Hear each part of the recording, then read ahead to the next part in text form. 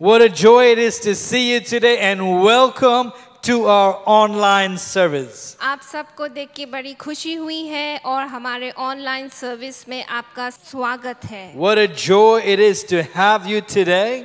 बहुत खुशी की बात है कि हम आपके साथ आज मिल सके। As we start our sermon, I want to tell you we love you and we're praying for you. जैसे कि हम ये संदेश शुरू करते हैं, हम आपको बताना चाहते हैं कि हम आपसे प्रेम करते हैं और आपको याद करते हैं। If you're joining us today, we've been doing a series on relationships, and this is part 4, our last sermon on a 4-part series on relationships. अगर आज आप पहली बार जुड़ रहे हैं तो आज हमारा ये चौथा संदेश है जो कि हम बोल रहे हैं संबंधों और रिश्तों पे। The reason we're doing this series is so that those who are not married yet will have the tools they need to lay a proper foundation to have a marriage that honors God. ये संदेश खासकर उन लोगों के लिए है जिनकी अभी शादी नहीं हुई है, ताकि हम उन्हें उपकरण दे सकें ताकि उनके भविष्य में एक अच्छा शादीशुदा जीवन हो जिसका नींव बहुत ही शक्तिशाली हो। And for those who are married, we want to speak into your marriages directly so that you will have a marriage that is a blessing to one another and a blessing to generations. और जिन लोगों की शादी हो चुकी है, हम आपको उत्साहित करना चाहते हैं कि कैसे आपका रिश्ता औरों के लिए एक आशीष का कारण बन सकता है। So today I want to speak to you on the title, The Law of Purity. आज मेरे संदेश का जो शीर्षक है वो है पवित्रता का नियम। As we speak about purity, my wife and I are in unity, wearing the same color clothes. जैसे कि हम इस पवित्रता पे बात कर रहे हैं तो हम एक दूसरे को देखते हैं, हमने एक तरीके के कपड़े पहने हैं, एक रंग के कपड़े पहने हैं। Unity in purity. एक साथ मिले हुए पवित्रता में। As I start, let me start with a question today. आज मैं एक सवाल के साथ शुरू करूंगा। And this is for both those who are married and those who are not married yet. और इन दोनों के लिए है जिन्होंने शादी करी है और जिन्होंने नहीं की है। How many of you plan on committing adultery one day? कौन लोग सोच रहे हैं कि वो व्यभिचार करेंगे? Type an amen if that's you. अगर आप हैं तो आमीन टाइप करें। If you're saying, I want to have a little something, something on the side, type an amen. अगर आप सोच रहे हैं कि आप एक साइड में कुछ गड़बड़ करेंगे या गलत करेंगे तो आमीन टाइप करें। Now I'm going to take a wild guess and say no amens have come. और मैं गेस करता हूँ कि किसी ने आमीन टाइप नहीं किया है। Now let me take it down a notch. मैं थोड़ा सा और नीचे ले जाऊंगा। How many of you say, I want to be addicted to porn? कौन लोग ये कहना चाहते हैं कि मैं पोर्न या जो बुरी चीजें हैं उनसे एडिक्ट होऊंगा? In fact, don't type an amen. It should be type a yes or lift a hand or put an emoji or something. Okay? आमीन टाइप ना करें, हाथ उठाएं या इमोजी डाल दें। All right, let me take it even down a notch a little bit. थोड़ा से और नीचे ले जाऊंगा। How many of you say, I want to have an emotional affair? कितने लोग ये कहते हैं कि वो एक भावुक एक चक्कर चलाएंगे? Even though I might not do anything about it, I'm just going to give my heart to somebody else, have a soulmate. आप कह सकते हैं कि मैं सच में ऐसा करूंगा नहीं, लेकिन अपने भावुक भावनाओं के साथ एक चक्कर चलाऊंगा। If you plan on having an emotional affair, go ahead, type something. अगर आप कह रहे हैं कि एक भावुक एक चक्कर चलाने जा रहे हैं तो आमीन लिखें। Now again, I'm taking a wild guess right now, and I'm thinking no amens have come so far. और मैं विश्वास करता हूँ कि अभी तक किसी ने आमेन टाइप नहीं किया होगा. If you typed an amen, you need prayer, come and see me. I'll pray for deliverance for you. अगर आपने आमेन टाइप किया है तो आप आके मुझसे मिले और मैं आपके लिए प्रार्थना करूंगा छुटकारा के लिए. But here's the point I'm trying to make. I don't think anybody plans to significantly wound their marriage with sin. ये बड़ी दिलचस्प की बात है कि अभी तक मैंने ये नहीं देखा कि कोई जबरदस्ती अपने शादीशुदा जीवन में एक घाव लाना चाहते हैं. Nobody plans to intentionally hurt their marriage. कोई नहीं चाहता कि वह महत्व के साथ घाव लाएं अपने शादीशुदा जीवन में. But yet people do it every single day. लेकिन तब भी लोग ये रोजाना कर रहे हैं. Now, for those of you who are not married, sometimes you might think, well, once I find the one, once I've met the two, then I will be committed to them. Then I'll be serious. जो लोग शादीशुदा नहीं हैं, वो लोग सोच रहे हैं कि जब तक मेरी शादी नहीं हो जाती या जब तक मैं एक जन के साथ वाचा नहीं बांध लेता तब तक मैं ऐसा करता रहूंगा. And here's what I want to say to that. It's difficult to build a life of righteousness on a foundation of sin. और मैं ये कहना चाहता हूँ कि एक धार्मिक जीवन बनाना या उसे बढ़ाना मुश्किल है अगर आपका जो नींव है वो पाप में बना है. You can't do it. It's incredibly difficult to build a life of righteousness on a foundation of sin. आप नहीं कर सकते. ये बहुत ही मुश्किल है कि आप अपना धार्मिक जीवन बनाएं या बढ़ाएं जब आपका नींव पाप में बना है. The way we live today impacts all areas of our life, especially marriage relationships. जिस तरीके से हम जीते हैं ये प्रभावित करता है हमारे जीवन के हर अलग-अलग एरियाज में. So what we're talking today is hard. It's a hard topic, but a very necessary, essential topic. ये बहुत ही एक कठिन संदेश है लेकिन हमें जानना जरूरी है इन बातों के बारे में. The law of purity comes from Genesis chapter 2 verse 24 to 25, and again I'll read it for you. That is why a man leaves his father and mother and is united to his wife, and they become one flesh. Verse 26, Adam and his wife were both naked and they felt no shame. पवित्रता का नियम उत्पत्ति 2 उसके 24 से 25 से आता है. उसमें ये लिखा है, इस कारण पुरुष अपने माता पिता को छोड़कर अपनी पत्नी से मिला रहेगा और वे एक ही तन बने रहेंगे. आदम और उसकी पत्नी दोनों नंगे थे पर लज्जाते ना थे.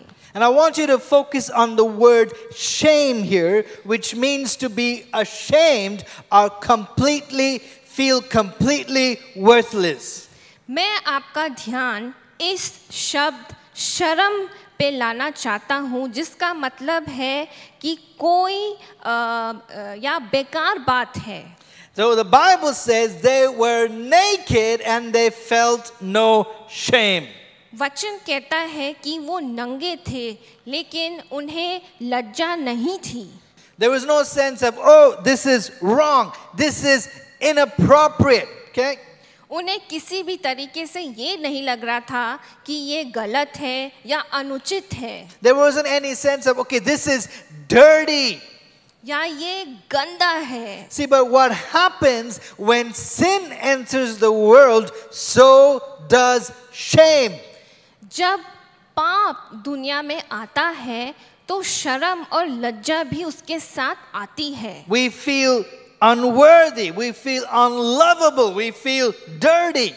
हमें लगता है कि हम अप्रिय हैं या हम गंदे हैं या हम शर्मिंदित हैं। We feel like we need to hide whenever shame enters the world. हमें लगता है कि हमें छुपना चाहिए जब ये शर्म इस दुनिया में आती है। So they were naked and they didn't feel any shame. It was totally innocent. जब वो नंगे थे वो बिल्कुल लज्जित नहीं थे क्योंकि उनके लिए ये एक मासूम सी बात थी। It's a little bit like when you have kids and if you let them, they'll run around naked all the time and they don't feel any shame.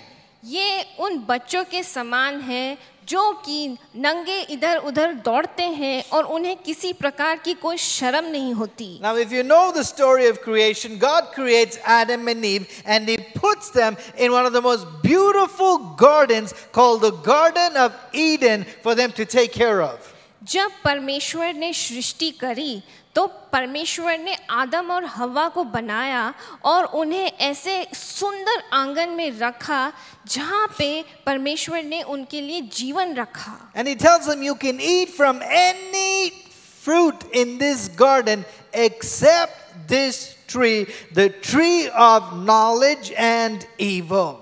और परमेश्वर ने उनके लिए एक से एक पेड़ रखे खाने के लिए, लेकिन उन्होंने एक और पेड़ रखा जिसको उन्होंने कहा कि इसे नहीं खाना है। Why shouldn't they eat from that tree? इस पेड़ से क्यों नहीं खाना है? Because that tree was like a portal for the devil. और वो पेड़ एक पोर्टल जहाँ से एक दरवाजा है अंदर आने के लिए। Now most of you know what a portal is. A portal is a gateway. आप जानते हैं कि पोर्टल क्या है? वो एक रास्ता है जहाँ से अंदर आते हैं। So this tree served as a portal for the devil. और ये एक पेड़ था जिसके द्वारा शैतान अंदर आया।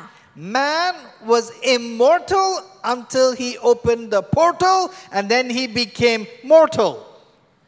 इंसान एक ऐसा जन बनाया गया जो कि कभी नहीं मरने वाला था, लेकिन वो इस दरवाजे या इस द्वार के द्वारा या उस पाप की वजह से वो जन बन गया जिसे अपनी जीवन में मृत्यु देखनी है। That's right. Your pastor can rhyme and it's not a crime.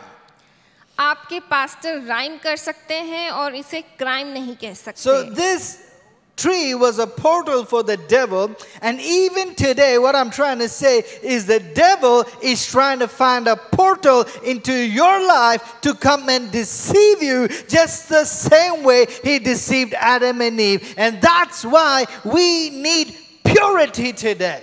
जिस तरीके से शैतान उस पेड़ के द्वारा उस पेड़ को दरवाजा बना के इंसान के जीवन में आया, वैसे ही हमारे जीवन में भी शैतान अलग अलग द्वारों के द्वारा आने चाहते हैं। So the serpent came and tempted Adam and Eve fell and Adam followed soon after.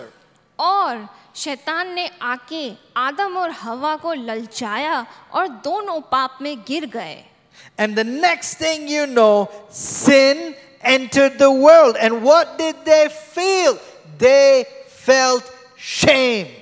उसके बाद वो देखते हैं कि उस फल को खाने के बाद उन्हें लगा कि जो पाप है वो दुनिया में आ गया है, और उन्हें क्या महसूस भावना हुई?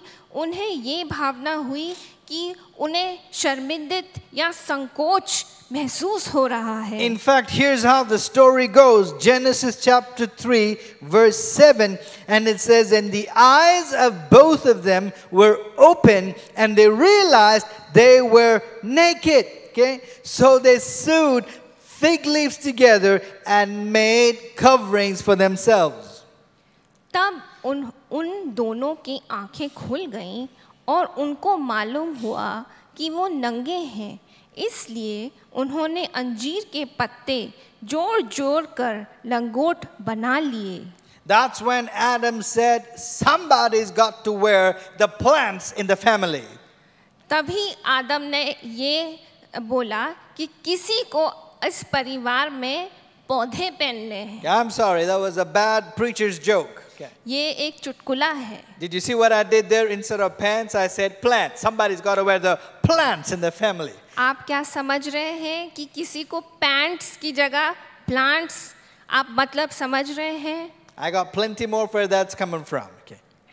मेरे को और चुटकुले भी पते हैं। So they made a covering for themselves. तो उन्होंने अपने लिए एक लंगोटा बनाया। And the Lord God said, Adam, where are you? तब परमेश्वर जब आए उन्होंने बोला, आदम तुम कहाँ हो? And verse 10, Adam answered, I heard you in the garden and I was afraid because I was naked. उसने कहा, मैं तेरे शब्द बारी में सुनकर डर गया क्योंकि मैं नंगा था। What did Adam do? Adam hid, and he hid because of shame. आदम ने क्या किया? वे छुप गया। क्यों? क्योंकि उसने पाप किया। I feel that's what's happening today. We do something wrong and we feel shame. यही हम आज भी देखते हैं। हम अक्सर कुछ गलत करते हैं और फिर शर्मिंदित महसूस करते हैं। And shame is Satan's way or tool of connecting the act to the identity. और शैतान इसको एक उपकरण की तरह इस्तेमाल करता है ताकि वो हमारी पहचान को हटा दे या गिरा दे। And this is what Satan does. He says you did something bad and therefore you are bad. और शैतान ये कहता है कि तुमने बुरा किया इसलिए तुम एक बुरे जन हो। Now for those who are married, we think, hey, I can't let you know what I did because then I am bad. हम शादीशुदा जीवन में अक्सर ऐसा करते हैं कि हम अपना बुरी बात बताना नहीं चाहते क्योंकि हमें लगता है कि हमें वापस में प्यार नहीं मिलेगा। I can't let you know where I'm struggling because then you won't love me.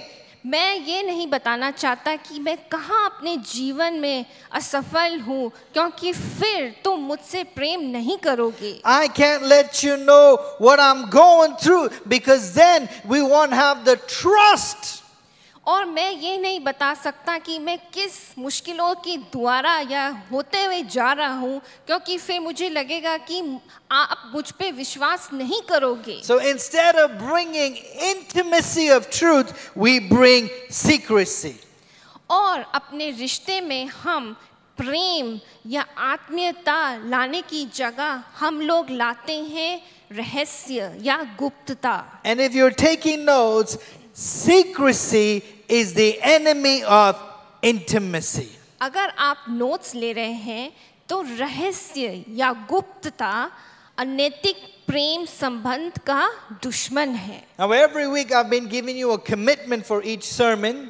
हर हफ्ते हम एक वाचा या कमिटमेंट देख रहे हैं। If you remember week number 1, we said, I promise God will be my first priority and my spouse will be my second. पहले हफ्ते में हमने ये देखा, जो वाचा था वो ये था कि मैं वादा करता हूँ कि परमेश्वर मेरा एक है और मेरे पति या पत्नी दूसरे हैं। And the second week we talked about the commitment, I will always pursue my spouse. और दूसरा जो वाचा था वो ये था कि मैं वादा करता हूँ कि मैं हमेशा जो मेरे पति या पत्नी हैं उनके पीछे जाऊंगा। And last week, week number 3, we said, I promise our marriage will be about we and not me. और तीसरे हफ्ते का ये वादा या वाचा ये था कि जो शादीशुदा जीवन है वो हमारे बारे में है और मेरे बारे में नहीं। And today this is the commitment I want to give. And again, if you're taking notes, I want you to write this down. और आज की जो वाचा है हम ऐसे देखते हैं। I promise to confide in you and not hide from you. मैं वादा करता हूँ कि मैं विश्वास करूँगा और छिपाने की कोशिश नहीं करूँगा। Can we say it together? I promise to confide in you and not hide from you because secrecy is the enemy of intimacy. मैं वादा करता हूँ कि मैं विश्वास करूँगा और छिपाने की कोशिश नहीं करूँगा, क्योंकि जो रहस्य है वो प्रेम संबंध का दुश्मन है। If you have your Bibles, turn with me to the book of Ephesians chapter 5 and verse 8. And I'll read it for you. Paul says, for once you were full of darkness, but now you have light from the Lord. क्योंकि तुम तो पहले अंधकार थे, परंतु अब प्रभु में ज्योति हो। For once you were full of darkness. एक बार तुम सिर्फ अंधकार से भरे थे। Before you were a follower of Jesus, before you became a Jesus follower, you were in darkness. पहले कि आप यीशु के पीछे चलते थे, आप अंधकार में चलते थे। You were separated from God by your sin and you lived in darkness. हम परमेश्वर से अलग क्यों थे? क्योंकि हम पाप में थे और हम अंधकार में जीते थे। Now the problem is, even though as followers of Jesus we are spiritually forgiven, but practically, carnally, we keep going back to that same sin. और कभी-कभी हमारे जीवन में ये समस्या होती है कि चाहे हम आत्मिक तरीके से महसूस करते हैं कि हमें क्षमा किया गया है, लेकिन जब हम प्रैक्टिकली क्या करते हैं कि हम उसी पाप में वापस चले जाते हैं। Let me say it again. Spiritually, you've been made new. God has forgiven your sins because of Jesus, and He's washed you and He's made you clean. But practically, okay, carnally, naturally, you go back to that darkness and you live in sin. अब मैं इसे फिर से दोहराऊंगा। मैं कहूँगा कि आत्मिक तरीके से हम नए बनाए गए हैं। परमेश्वर हमारे पाप को हमारे विरोध लेकर हमारे ऊपर उंगली नहीं उठा था, लेकिन कई बार हमारे जो पाप हैं या हमारा जो नेचुरल व्यवहार है वो हमें पाप में वापस ले जाता है। Let me put it this way. If you ever were to walk into a movie theater, अब मैं इसको इस तरीके से समझाऊंगा। अगर आप कभी मूवी थिएटर गए हैं, you would walk from a lobby that is full of light into a dark movie theater. जब हम बड़ी रोशनी जो कि बाहर है और फिर हम अंदर जाते हैं जहाँ पे अंधकार है। At first you are shocked by the darkness. पहले हम थोड़ा सा घबरा जाते हैं अंधकार की वजह से। But what happens in a few minutes, your eyes adjust to the darkness. लेकिन कुछ ही समय बाद हमारी जो आंखें हैं वो उस अंधकार में एडजस्ट कर लेती हैं। Then suddenly it doesn't seem so dark anymore until you walk out into the light and then you're blinded by the light. और हमारी आंखें उस अंधकार में एडजस्ट हो जाती हैं, लेकिन अगर आप फिर से एकदम रोशनी में जाएं तो फिर आपकी आंखें फिर नहीं देख पाती। I want to gently say to some believers today that you have stepped back into darkness and you don't even realize you're in darkness today because your eyes have adjusted to the darkness. और मैं ये थोड़े हल्के से कहना चाहता हूँ कि जो परमेश्वर के लोग हैं वो कई बार अंधकार में वापस चले जाते हैं और उन्हें लगता भी नहीं या पता भी नहीं चलता, क्योंकि उनकी जो आंखें हैं वो अंधकार में एडजस्ट हो चुकी हैं। You're living in a place and you don't even realize you've drifted away from the light that God wants you to have. और हम अपने जीवन में ये भूल जाते हैं या उस अंधकार के इतने अधीन हो जाते हैं कि हम नहीं देखते कि हम कितने दूर चले गए हैं। And so sometimes in marriage when things don't work out, you don't realize it that your eyes have simply adjusted to the darkness. इसी तरीके शादीशुदा जीवन में जब हम समस्या में होते हैं, हम ये ध्यान नहीं देते कि जो हमारी आदत है या जो हमारी आंखें हैं वो उस महसूस भावना में आके अटक गई हैं। So let's read this text again. Ephesians chapter 5 verse 8. If you have your Bible, turn with me, read with me, and I'll read it for you. For once you were full of darkness, but now you have light from the Lord. So live as people of light. For this light within you produces only what is good and right and true. Verse 10. Carefully determine what pleases the Lord. क्योंकि तुम तो पहले अंधकार थे, परंतु अब प्रभु में ज्योति हो। अतः ज्योति की संतान के समान चलो, क्योंकि ज्योति का फल सब प्रकार की भलाई और धार्मिकता और सत्य है, और ये परखो कि प्रभु को क्या भाता है। It says, determine what pleases the Lord. हमें देखना है कि परमेश्वर को क्या खुश करता है। That's what you want for every area of your life. That's what you want for your marriage. Find out what pleases the Lord. हमें ये देखना है कि हमारे जीवन के हर एरिया में परमेश्वर को किससे भलाई मिलती है। And verse 11 says, Paul continues, have nothing to do with the fruitless deeds of darkness, but rather expose them. अंधकार के निष्फल कामों में सहभागी ना हो, वरन उन पर उल्हाना दो। He says, don't hide them, expose them. वो कहते हैं उन्हें छुपाओ मत, उन्हें प्रकाश में लाओ। Why? Because you will never find healing in the dark. क्यों? क्योंकि तुम अंधकार में चंगाई नहीं ढूंढ पाओगे। Shame grows in the dark, but healing happens in the light. शर्म वो अंधकार में बढ़ती है, लेकिन जो चंगाई है वो प्रकाश में आती है। So he says, have nothing to do with the deeds of darkness, but rather expose them. जो आपके जो बुरे काम हैं उन्हें अंधकार में मत छुपाओ, लेकिन उन्हें प्रकाश में लाओ। In fact, Paul says when it comes to God's standard of purity in our lives, it's very high.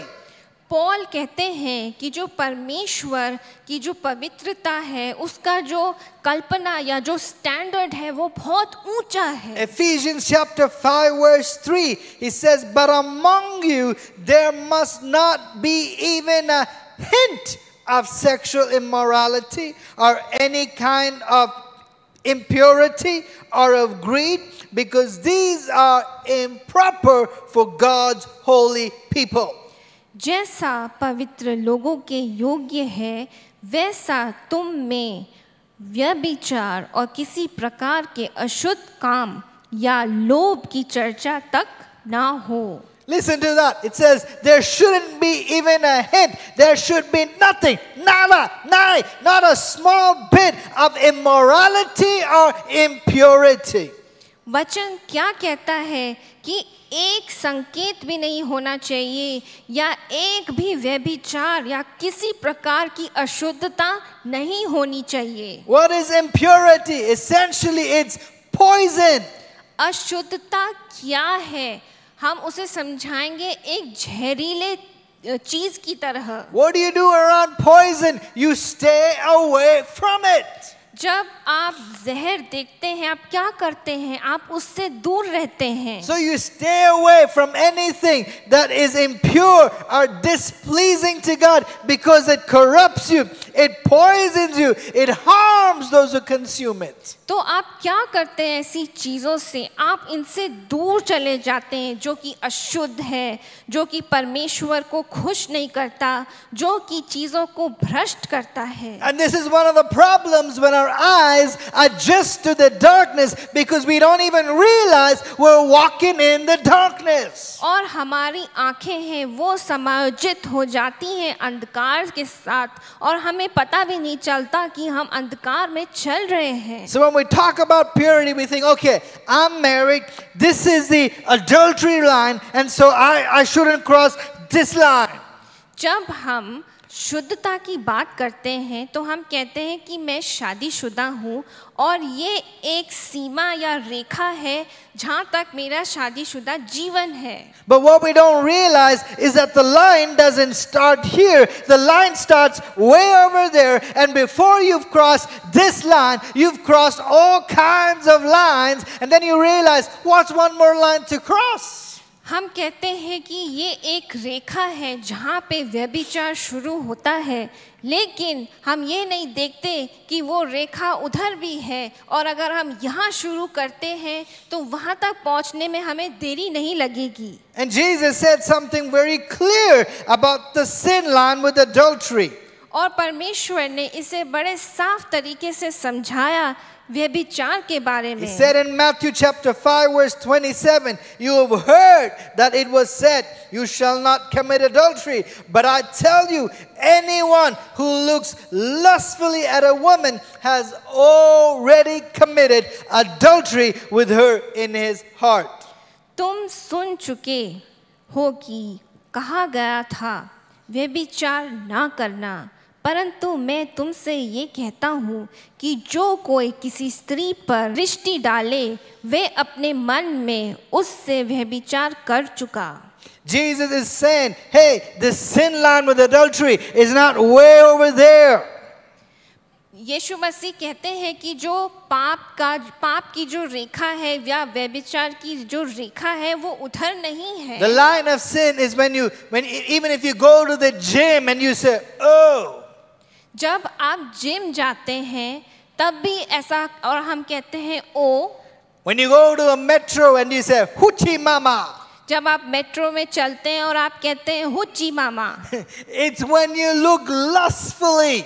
जब आप बुरी नजर से देखते हैं। See, the line for so many of us is in the wrong place. हमारी जो रेखा है वो एक गलत जगह पे है। And we've crossed the line in the darkness. और हमने उस रेखा को पार कर दिया है क्योंकि हम अंधकार में हैं। And we're hurting. Our marriages are struggling, and we have no idea that our eyes have adjusted to the darkness. और हमें चोट लगी है और हमें दर्द महसूस हो रहा है और हमारी शादी में असफलता चल रही है क्योंकि हमारी जो आंखें हैं वो अंधकार में एडजस्ट हो चुकी है और हमें इस बात का कोई आइडिया भी नहीं है। You cannot build a marriage of righteousness on a foundation of sin. आप एक शादीशुदा जीवन एक धार्मिक तरीके से नहीं बना सकते जब आपका जो नींव है वो पाप में डली है। So when you realize where the sin line is, what do you want to do? You want to stay away from it. जब आपको पता है कि वो पाप की रेखा कहाँ शुरू होती है, आपको उस रेखा से दूर रहना है। This is what the wisest man who ever lived, Solomon, had to say about it in Proverbs chapter 5 verse 8. और इस दुनिया के जो सबसे बड़े बुद्धिमान जन थे सोलोमन, उन्होंने ऐसा बोला। He says, keep a path far from her. ऐसी स्त्री से दूर ही रहे। From who? The adulterous woman. Or for you ladies, the adulterous man. और उसकी डेवड़ी के पास भी ना जाना। Keep a path far from her. Do not go near the door of her house. उसके मार्ग से दूर रहना और उसके दरवाजे के पास भी मत जाना। In other words, if there is sin in this area, अगर दूसरे शब्दों में अगर पाप हमारे इधर उधर है, I'm not trying to tiptoe around sin and go, oh, hope I don't sin.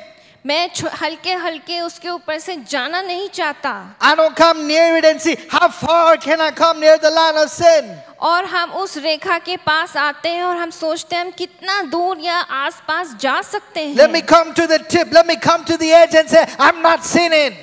और हम उस रेखा के टिप पे आ जाते हैं और कहते हैं मैं पाप नहीं कर रहा हूँ। No, I say this is poison. It's poison. I'm staying away from it. मैं कहता हूँ ये जहरीला है, ये जहरीला है, इससे दूर रहें। And Solomon says in Proverbs chapter 27 verse 12, and I love it. He says, the prudent see danger and they take refuge, but the simple keep going and pay the penalty. बुद्धिमान मनुष्य विपत्ति को आती देखकर छिप जाता है, परंतु भोले लोग आगे बढ़े चले जाते हैं और हानि उठाते हैं. The prudent sees the poison, he sees the danger, and he takes refuge, he takes cover, he stays far from it. बुद्धिमान उस रेखा को देख के, उस जहरीले चीज को देख के पीछे हट जाता है. But the simple, it means the foolish, they see the danger, they keep going, they drink the poison, and they're in the ICU ward of the hospital. या भोले लोग या मूर्ख लोग वो जाके उस पे कदम लेते हैं और उस जहरीले चीज को अपने जीवन में ले आते हैं. And Jesus was severe when he taught on this. He said, if your right eye causes you to sin, what do? You gouge it out, you pluck it out and throw it away. और यीशु मसीह इस बड़ी तीव्रता से कहते हैं, वो कहते हैं यदि आपकी आँख आपके पाप को कारण बनती है तो उसे बाहर निकाल दो. Wow, Jesus, that's harsh.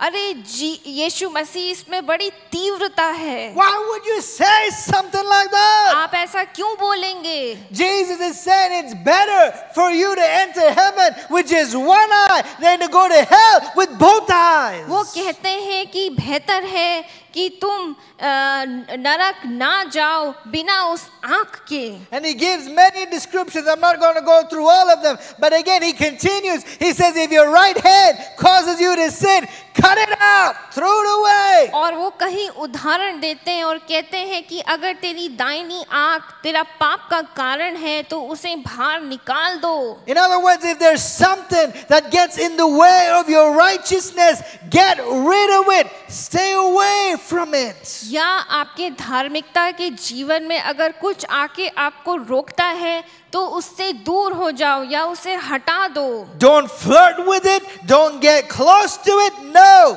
उसके साथ फ्लर्ट ना करें, उसके पास या करीब जाने की कोशिश ना करें. It's not cute. It's impurity. It's not okay. इसे हम क्यूट नहीं कह सकते, इसे हम अशुद्धता कहते हैं. It's dangerous and you stay away from it. ये खतरनाक है और इससे दूर ही रहें. See, that's why in our marriage we don't have any secrets. हमारी शादी में हमारे बीच में रहस्य नहीं है. And God knows I'm not perfect. परमेश्वर जानते हैं कि हम शुद्ध नहीं हैं. But we have no secrets. हमारे बीच में रहस्य नहीं My है. wife knows all my passwords. मेरी पत्नी को मेरे सारे पासवर्ड पता है. I don't know her passwords. मेरी पत्नी के पासवर्ड मुझे नहीं पता. I'm just kidding. I know all her passwords. मैं उसके हर पासवर्ड को जानता हूँ. She knows all my whereabouts, where I'm going, where I'm coming. मेरी पत्नी को पता है मैं कहाँ हूँ, कहाँ जा रहा हूँ, क्या कर रहा And हूँ. I know about her. और मैं उसके बारे में It's not जानता हूँ. about control, it's about accountability. ये कंट्रोल करना नहीं है, लेकिन एक दूसरे के साथ साफ होना है. So how do we live this out? How do we live pure in our lives, in our marriage, in a very impure world? हम कैसे एक शुद्धता का जीवन, शादीशुदा जीवन बिता सकते हैं इस अशुद्ध दुनिया में? This is the question somebody asked in the Old Testament. ये सवाल किसी ने पूछा पुराने नियम में. And there's a beautiful answer in Psalms 119, verse 9. इसका उत्तर हम देखते हैं. How can a young man stay pure? जवान अपनी चाल को किस उपाय से शुद्ध रखे? How can he stay on the path of purity? कैसे वे शुद्धता के रास्ते में रह सकता है? This is a question that's been asked for generations. How do you remain pure? ये सवाल सदियों से पूछते आ रहे हैं कि आप कैसे शुद्ध रह सकते हैं? And the answer is there, and it says it's by living according to your word. और इसका उत्तर ये है, तेरे वचन के अनुसार सावधान रहने से. It's by living according to your word. ये है वचन के अनुसार सावधान रहने से. I love how the psalmist says this. He says, I've hidden your word in my heart that I might not sin against you. ये भजन संहिता लिखने वाले बड़े सुंदर तरीके से बताते हैं कि मैंने तेरे वचन को अपने हृदय में रख छोड़ा है कि तेरे विरुद्ध पाप ना करूं। So how do we live a life of purity? How do we live according to God's standard? कैसे हम शुद्धता का जीवन जी सकते हैं और परमेश्वर के स्टैंडर्ड की उसमें हम अपने जीवन को और अच्छा बना सकते हैं। We live according to God's word. हम परमेश्वर के वचन के अनुसार जीते हैं। Now to live according to his word, we have to know his words. और परमेश्वर के वचन के अनुसार जीने के लिए हमारे लिए जरूरी है कि हम वचन को जानें। We have to be people and students of his word. हमें परमेश्वर के वचन के लिए स्टूडेंट्स होना चाहिए। His word is not just something we hear at church every Sunday or once a month. हम वचन वो नहीं है जो हम हफ्ते में एक बार सुनते हैं या महीने में एक बार सुनते हैं। His word is living bread that we feed on every single day. और परमेश्वर का वचन एक जीवन है जो कि हमारे लिए हर दिन हमारे लिए एक कार्य करता है। It spiritually nourishes us, it strengthens us, it guides our paths. वो आत्मिक तरीके से हमें खाना देता है, हमें ताकत देता है और हमें रास्ता दिखाता है। The Bible says God's word is living, is active and sharper than any double-edged sword. परमेश्वर का वचन जीता हुआ है और किसी तलवार से तेज है। So his word transforms us and conforms us according to the image of God. परमेश्वर का वचन हमें बदल देता है और अनुरूप देता है कि हम परमेश्वर के समान बन जाएं। It leads us to know the power of the Holy Spirit who leads us out of darkness and into God's light. वो हमें दर्शाता है कि कैसे हमें पवित्र आत्मा में चलना है और कैसे परमेश्वर की ज्योति में चलना है ताकि हम अंधकार से दूर हों। See, the more you seek God, the more you read his word, the more you begin to transform. जितना आप परमेश्वर को ढूंढना चाहेंगे उतना ही आप वचन पढ़ना चाहेंगे ताकि आपका जीवन बदल जाए। And it's no longer, oh, I have to be pure. It's, I want to be pure. I want to be holy. ये नहीं कि मुझे शुद्ध होना है, आपके अंदर एक चाहत होती है कि मुझे शुद्धता का जीवन चाहिए और मुझे और अच्छा जीवन जीने की इच्छा है। See, the more you know God and the more you taste God, there's nothing on the other side of the line of sin that's going to draw you anymore because you've tasted the goodness of God. जब आपने परमेश्वर की भलाई को चखा है और परमेश्वर की कृपा को अपने जीवन में देखी है तो उस रेखा की उस तरफ पाप चाहे आपको कितना ही आकर्षित करे वो आपको नहीं हिला सकता क्योंकि आप परमेश्वर में बने हुए हैं। You know what it's like to have the blessings ordained by God. आपको पता है कैसी भावना है खुशी की जब परमेश्वर ने हमारे लिए आशीष रखी है। Personally, I've tasted and I've seen the goodness of God. व्यक्तिगत रूप से मैंने परमेश्वर की भलाई को देखा है और चखा है कि परमेश्वर कितना भला है। I know how precious it is to have a blessing from God. और ये कितनी सुंदर बात है कि परमेश्वर की आशीष आपके जीवन में जब होती है। And there's nothing that would make me sacrifice what I have with God for some cheap imitation of sin that's given by the devil. और मैं इसको खोना नहीं चाहता उस चीज के लिए जो कि आकर्षित करती है या पाप की दुनिया में मुझे आकर्षित करती है। The pleasures of God are beautiful. The Bible says, at his right hand there is joy and pleasures forevermore. परमेश्वर का वचन कहता है कि उसके दाहिने हाथ में हमेशा के लिए खुशी और धार्मिकता है। So the more you know God, the things that used to lure you now begin to repulse you. जितना आप परमेश्वर से प्रेम करते हैं तो वो चीज़ें जो आपको परमेश्वर के करीब नहीं आने देती वो आपसे दूर चली जाती हैं या वो आपको और आकर्षित नहीं करती। Why? Because it's transformation, confirmation, and it's purity. Purity, it's purity. क्यों? क्योंकि आपका जीवन बदल जाता है और आपके जीवन में अनुरूप आ जाता है और शुद्धता ही शुद्धता परमेश्वर के द्वारा आती है। Let me just get practical for a moment here. मैं थोड़ा प्रैक्टिकली आपको समझाऊंगा। This means I don't read trash. इसका ये मतलब है कि मैं जो गंध है या कूड़ा है उसे नहीं खाता। I don't look at trash. मैं जो कूड़ा है उसे देखता नहीं। I hope you're getting what I'm saying. आप समझ रहे हैं मैं क्या कह रहा हूँ? I make a decision that I will not be with a member of the opposite sex unless it's family alone. That means I choose not to be alone in a room with a girl who's not my family. इसका ये मतलब है कि मैं एक निर्णय लेता हूँ अपने जीवन में कि मैं किसी एक लड़की के साथ अकेला नहीं हूँगा एक कमरे में अगर वो परिवार का सदस्य ना हो। I'm going to have boundaries.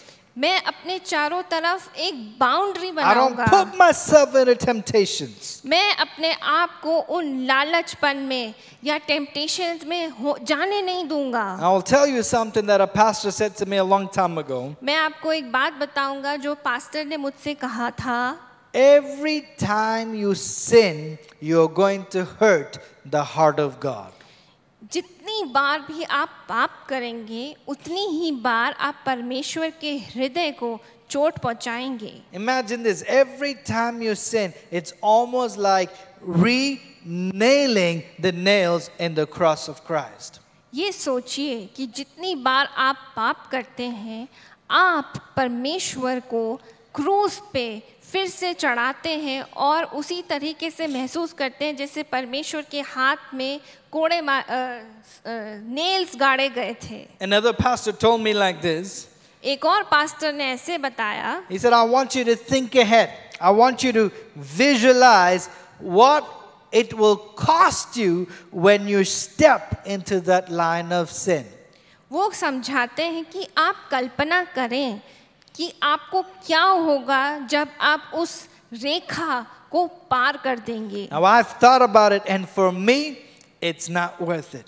मैंने सोचा है और मैंने देखा है कि ये बेकार की बात है। It's not worth losing God's anointing upon my life. ये इतना बुरा है कि मैं परमेश्वर की जो अभिषेक है उसे खोना नहीं चाहता। It's not worth losing my wife who has been loyal, who has been faithful and stood with me in every circumstance. और ये मेरे लिए उतनी बात नहीं कि मेरी पत्नी जो कि मेरे साथ विश्वास योगी थी और परिवार के साथ खड़ी हुई थी। It's not worth disappointing my daughter. और ये मेरी बेटी को दुख पहुंचाने के लिए योग्य नहीं। Or disappointing all of you who call me pastor. या आप लोगों को दुख पहुंचाने के लिए जो आप लोग मुझे पास्टर कहते हैं। I would lose everything I worked so hard to build. मैं सब कुछ खो बैठूंगा जिसके लिए मैंने इतनी मेहनत की। In a few moments of selfishness, I could ruin my life. एक छोटे से स्वार्थीपन के लिए, छोटे से पाप के लिए मैं अपना सब कुछ खो बैठूंगा। I don't know if there's anybody who's listening to me who's walking in the darkness today. हो सकता है आप में से कोई मुझे सुन रहा है जो कि उस अंधकार में चल रहा है। But if you're married, I want you to imagine, I want you to count the cost. Is it worth it? आप लोग से मैं पूछना चाहता हूँ, खासकर जिनकी शादी हो चुकी है, कि क्या ये मूल्यवान है? Is it worth losing your family? क्या आप अपने परिवार को खोने के लिए तैयार हैं? For those who are not married, is it worth risking the bright future that God has for you? और जिन लोग की शादी नहीं हुई है, क्या ये उस बात के योग्य है कि आप अपना खुश भविष्य या बेहतर भविष्य खो बैठे? Are you willing to sacrifice God's best for a few moments of pleasure? आप क्या उन छोटे पापों के लिए क्या आप अपनी बड़ी आशीष खोने के लिए क्या तैयार हैं? There's so much I want to say in this topic. मैं बहुत कुछ कहना चाहता हूँ इस विषय में. Time is not on my side. समय मेरे साथ नहीं. There's a verse in Proverbs, and I think it's one of the most powerful verses on this subject. नीति वचन में ये एक बहुत ही अच्छा एक संदेश हम देखते हैं. Proverbs 28 verse 13, it says, "He who covers his sins will not prosper, but whoever confesses and forsakes them will have mercy." जो अपने अपराध छिपा रखता है उसका कार्य सफल नहीं होता, परंतु जो उनको मान लेता और छोड़ भी देता है उस पर दया की जाएगी. You keep it in the dark. You don't heal in the dark. आप उसे अंधकार में रखते हैं, अंधकार में आप चंगाई नहीं पाते. Whoever covers his sins will not prosper. जो अपने पापों को छिपाता है वो कभी अपने जीवन में फलेगा नहीं. But the one who confesses and forsakes will find mercy. लेकिन जो अपने पापों को अंगीकार करता है वे दया को पाएगा. So what should we do? We confess our sins to God and we confess our sins to people. हमें क्या करना है कि हमें अपने पापों को परमेश्वर के आगे अंगीकार करना है और एक दूसरे के साथ अंगीकार करना है. We confess to God for forgiveness. We confess to people for healing. आप परमेश्वर से चंगाई के लिए अंगीकार करेंगे. 1 John 1:9 says, "If we confess our sins, He is faithful and just to forgive us of all our sins and to cleanse us from all unrighteousness." यदि हम अपने पापों को मान लें तो वे हमारे पापों को क्षमा करने और हमें अब सब अधर्म से शुद्ध करने में विश्वास योग्य और धर्मी है. James 5:16, "Therefore confess your sins to each other and pray for each other so that you may be healed." इसलिए तुम आपस में एक दूसरे के सामने अपने अपने पापों को मान लो और एक दूसरे के लिए प्रार्थना करो जिससे चंगे हो जाओ. धर्मी जन की प्रार्थना का प्रभाव से बहुत कुछ हो सकता है. So we confess our sins to God, we receive forgiveness, and we receive healing when we confess to one another. और हम जब अंगीकार करते हैं परमेश्वर के आगे अपने पापों को तो हम चंगाई पाते हैं अपने जीवन में. Now there might be some of you who are not married yet. आप में से कुछ लोग होंगे जिनकी अभी शादी नहीं हुई है. And my heart breaks if you're struggling in this area. और मेरा दिल या हृदय टूटता है उन लोगों के लिए जो इस रिश्ते में असफल हैं. It might seem harmless right now. आपके लिए लग रहा होगा कि ये इसमें कोई हानि नहीं है. Harmless watching porn. बहुत कोई हानि नहीं है अगर आप पोर्न देखते हैं. But you don't know how much it's affecting your life. लेकिन आप ये नहीं जानते कि इसका कितना बुरा एक अफेक्ट आपके जीवन में होगा. Harmless having something on the side.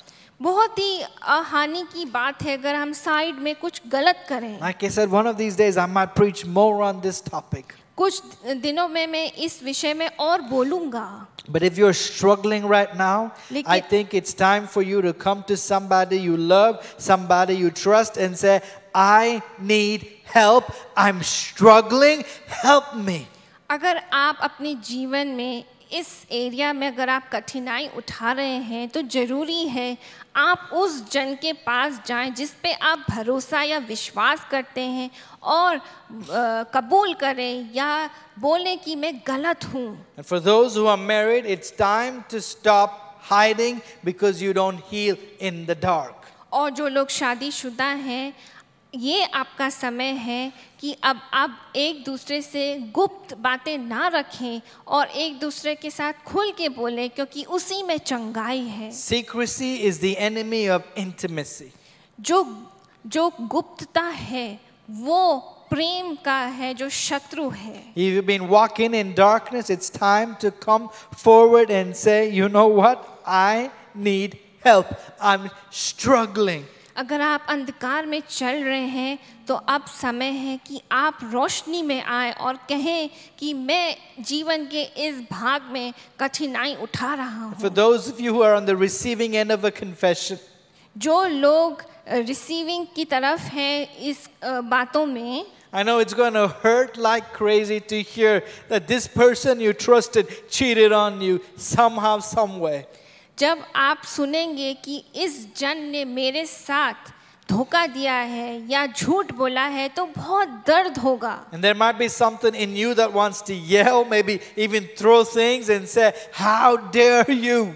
और हो सकता है कि आपके अंदर निराशा या गुस्सा या आपको लगेगा कि कुछ उठा के उसके ऊपर फेंकना है। But if your spouse has the courage to say, "I need help," I pray that God will give you the ability to receive that confession with grace. अगर आपके पति या पत्नी ने धैर्यता से आके आपके सामने कबूल किया है अपनी गलतियों को, तो परमेश्वर आपको कृपा देंगे उसे माफ करने के लिए। Because you cannot have what God wants when you have lies. लेकिन जब तक झूठ है आप वो नहीं पा सकते जो कि परमेश्वर ने आपके लिए रखा है। You can only have what God wants when there is truth. अगर आपको वो चाहिए जो परमेश्वर ने रखा है तो जरूरी है कि सच्चाई हमारे जीवन में आए। Sometimes you have to press through the pain to get to the other side of healing. कई बार हमें दर्द से होकर गुजरना पड़ता है जब तक हम वहां ना पहुंचे जहां पे चंगाई है। If you're struggling in any way, I implore you, I beg you, come out of that darkness and come into the light. अगर आप कठिनाई उठा रहे हैं उस पाप में, उस अंधकार में, तो मैं आपसे निवेदन करता हूँ कि प्रकाश में आए या ज्योति में आए। Come and talk to us. Let us help you. आकर हमसे बात करें, हम आपकी मदद करने के लिए तैयार हैं। Because God wants so much more from marriages than what we're seeing today. क्योंकि परमेश्वर शादीशुदा जीवन से बहुत कुछ चाहते हैं जो कि आज हम दुनिया में देखते So हैं। what have we seen so far? आज तक हमने क्या देखा है God will be my first priority and my spouse will be my second. कि परमेश्वर मेरे जीवन में प्राथमिकता रखेंगे और मेरे पति या पत्नी दूसरा। He's our one and we serve our two. वो हमारे एक हैं और हम एक दूसरे की सेवा करेंगे। Christ is pursuing us, and because Christ pursues us, I'm going to continue to pursue my spouse. क्योंकि परमेश्वर हमारे पीछे आते हैं उसी तरीके से मैं अपने पति या पत्नी के पीछे We जाऊंगा will continue to work for the one that we already have. और हम उसके लिए मेहनत करेंगे। Our marriage will not be about me, but it will be about we. जो शादी है वो हमारे बारे में होगी, मेरे बारे में नहीं। Because this is not about a contract, but about a covenant we made before a holy God. ये एक कॉन्ट्रैक्ट की तरह नहीं है, लेकिन ये एक वाचा या वादा है जो कि हमने एक दूसरे के साथ बांधा है परमेश्वर के आगे। So today we saw, I promise to confide in you and not to hide from you. इसलिए आज मैं ये वचन बांधता हूँ कि मैं तुमसे कुछ छुपाऊंगा नहीं, लेकिन सब कुछ सच में बताऊंगा। This is what the scripture we read said, whoever covers his sin, whoever conceals his sin will not prosper. जैसे कि हमने वचन में देखा, जो अपने अपराध छिपा रखता है उसका कार्य सफल ना होगा। But whoever confesses it, whoever forsakes it will find mercy and healing. परंतु जो उसका मन लेता है, छोड़ भी देता है, उस पर दया की जाएगी। If you want what a few people have, you must do what a few people have done. अगर आप वो चाहते हैं जो कि कुछ लोगों में हम देखते हैं, तो हमें वही करना है जो कि उन कुछ लोगों ने किया। Many people don't have what you and I have because they're on a different path, but God wants you to have a marriage that will bless one another and is a blessing for generations. और परमेश्वर हमारे शादीशुदा जीवन में वो देना चाहते हैं जो कि सफलता है और वो पीढ़ी पीढ़ी तक होती चली जाएगी और परमेश्वर की हमारी ये आशीष रहेगी. My prayer is, as I finish this series today, मेरी ये प्रार्थना है जैसे हम इन सीरीज को आज खत्म करते is हैं, that as you live according to God's principles, जैसे कि आप परमेश्वर के सिद्धांतों पे जीते हैं, you'll be overwhelmed by His goodness. आप भावुक हो जाएंगे या खुश हो जाएंगे कि परमेश्वर कितनी बहुतायत से आशीष देता है. I pray that God's goodness will come like a flood and overtake you. मैं ये आपके ऊपर बोलता हूँ कि जो परमेश्वर की भलाई और करुणा और दया एक फ्लड की तरह आपके जीवन में आए. I pray your marriage will be a testimony to the goodness of Jesus. और आपका जो जीवन है, शादीशुदा जीवन है, वो एक गवाही होगा कि परमेश्वर की भलाई के लिए. And when people see you, they will want what you have, and that is a living relationship with a living God. ताकि जब लोग आपको देखेंगे तो वो चाहेंगे कि आपका जैसा जीवन उन्हें भी मिले जिसके द्वारा हम परमेश्वर को महिमा भी देते हैं. How is all this possible? ये सब कैसे मुमकिन है? It's possible when you have a relationship with Jesus. ये मुमकिन है जब हमारा एक संबंध होता है यीशु मसीह के साथ. I want to pray for you especially today if you're struggling in the darkness.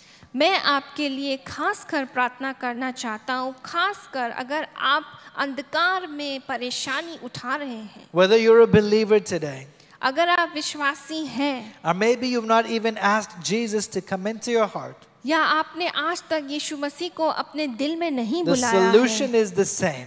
जो उसका जो उत्तर है वो वही है. Jesus died यीशु मसीह मरे so that we can have forgiveness of sin ताकि हमें पापों की क्षमा मिले and receive healing. और चंगाई पाएं. You know, I've said this many times and I'll say it one more time. मैंने इसे कई बार बोला है लेकिन मैं इसे फिर बोलूँगा. If the world had an economic problem, अगर दुनिया को इकोनॉमिक या पैसों की तंगी होती God would have sent a finance minister. तो परमेश्वर एक फाइनेंस मिनिस्टर If भेजते. the world would have had an education problem, या पढ़ाई लिखाई को लेके अगर कोई समस्या होती God would have sent an education minister. परमेश्वर एक एजुकेशन मिनिस्टर को But भेजते. the world had a sin problem, अगर पाप की समस्या होती a darkness problem. या अंधकार की समस्या, That's why God sent Jesus to be the Savior and the light of the world. इसलिए परमेश्वर ने अपना पुत्र यीशु मसीह को भेज दिया ताकि वो इस जीवन या जग के ज्योति बन सकें. And even today, आज भी Jesus is standing here. आज यीशु मसीह यहाँ खड़े हैं. And if you will say, Jesus, come help me, अगर आप बोलेंगे कि यीशु आइए और मेरी मदद करिए, He's ready to come into your heart वो तैयार है आपके हृदय में आने to के लिए, transform you आपके जीवन को बदल देने के and to लिए help you live a life that glorifies Him. और ऐसा जीवन जीने के लिए जिससे उससे महिमा मिले. Many years ago in our church in Coimbatore, कई साल पहले हमारे कोयम्बतूर की कलीसिया में we had a young lady in our church हमारे कलीसिया में एक जवान स्त्री थी. who fell in love with a guy, वो एक लड़के से प्रेम में पड़ गई and in a few months, a year down the road, और कुछ महीनों बाद he started abusing her. वो उसे मारने लगा. Words, physical, many ways. शब्दों के द्वारा, अपने हाथों के द्वारा. She was living in hell. वो लग रहा था जैसे नरक में जी रही थी. And she looked at her sister, और उसने अपने पत्नी को देखा who was also married जिसकी भी शादी हो चुकी थी. to a believer in our church. और वो एक जन थे जो कि हमारे कलीसिया के एक विश्वासी थे. And he treated her like a queen. और वो एक रानी की तरह उसे रखते थे. And she couldn't understand it. और वो समझ नहीं पा रही How थी can my sister have this marriage and I'm living like this? कि मेरी बहन की इतनी अच्छी शादीशुदा जीवन हो सकता है और मैं इतनी परेशानी उठा रही हूँ. And one day she asked this brother-in-law, और उसने अपने ब्रदर इन लॉ से पूछा, Why do you treat my sister so well? तुम मेरी बहन को इतने अच्छे से कैसे रखते हो? Why do you treat her like a queen? Why are you spoiling her? उसे आप एक रानी की तरह क्यों रखते हो? And he said, और उन्होंने कहा, it's because of Jesus. क्योंकि यीशु मसीह की वजह से He makes me a better man. यीशु मसीह मुझे एक बेहतर आदमी बनाते हैं। He makes me a better husband. वो मुझे एक बेहतर पति बनाते हैं। That's why we follow Jesus. तभी इसलिए हम यीशु मसीह के पीछे That's चलते what हैं। Jesus does. यही यीशु मसीह करते हैं। When you receive Him, जब आप उसे स्वीकारते He हैं, makes you a better person. वो आपको एक बेहतर जन बनाता है। Well, time is not on my side. समय मेरे साथ नहीं है, But if you're here today लेकिन अगर आप मेरे साथ and you हैं want to be set free from this darkness, और आप इस अंधकार से छुटकारा पाना you want to चाहते हैं receive this light that came from heaven, और इस ज्योति को पाना चाहते हैं जो कि स्वर्ग से आई, I want to lead you in a prayer right मैं आपको now. प्रार्थना में ले You चलूंगा ask Jesus to come कि आप यीशु मसीह को to बुलाएंगे forgive you, कि आपको आके वो माफ to करें wipe your slate clean, और आपके पापों को माफ कर so दें, you can start a new relationship. ताकि आप एक नया जीवन या नया संबंध शुरू कर सकते हैं। Ooh, a new beginning. एक नई शुरुआत। On this 1st of November, a new beginning. ये पहले नवंबर में एक नई शुरुआत। I want you to repeat this prayer after me. इस प्रार्थना को मेरे पीछे दोहराएं। Dear Jesus, प्रिय यीशु, I believe मैं विश्वास करता you हूँ died for my sins. कि आप मेरे पापों के लिए मरे। I believe मैं विश्वास करता you हूँ rose again on the third कि day. आप तीसरे दिन जिलाए गए। I believe मैं विश्वास करता you हूँ came आप आए to set me free from this darkness. कि आप मुझ इस अंधकार से छुटकारा दिलाएं। Today I pray, आज मैं प्रार्थना करता forgive हूँ, my sins. मेरे पापों को क्षमा करें, Wash me clean मेरे को साफ धो दें by your blood. अपने लहू के Today, द्वारा। आज I receive मैं you आपको स्वीकारता as हूँ my Lord मेरे and परमेश्वर as my Savior. और मेरे सेवियर की तरह। Help me मेरी मदद to करें walk in the light, कि मैं ज्योति में to चलूं, break off these bad habits, ताकि मैं इन बुरी आदतों से बाहर आ to जाऊं, reflect you, Lord. ताकि मैं मेरे जीवन में आप दिखें। I receive you today मैं आपको आज स्वीकारता हूँ in Jesus' name. यीशु मसीह के नाम से। Amen. Amen. If you prayed that prayer for the अगर first time आपने ये today, आज पहली बार प्रार्थना there की should be a है, link that comes up right now. एक लिंक आएगा, I want you to click that link उस पे क्लिक करें so we know you've made a decision कि आपने एक निर्णय लिया to है follow Jesus. कि आप यीशु के पीछे चलें।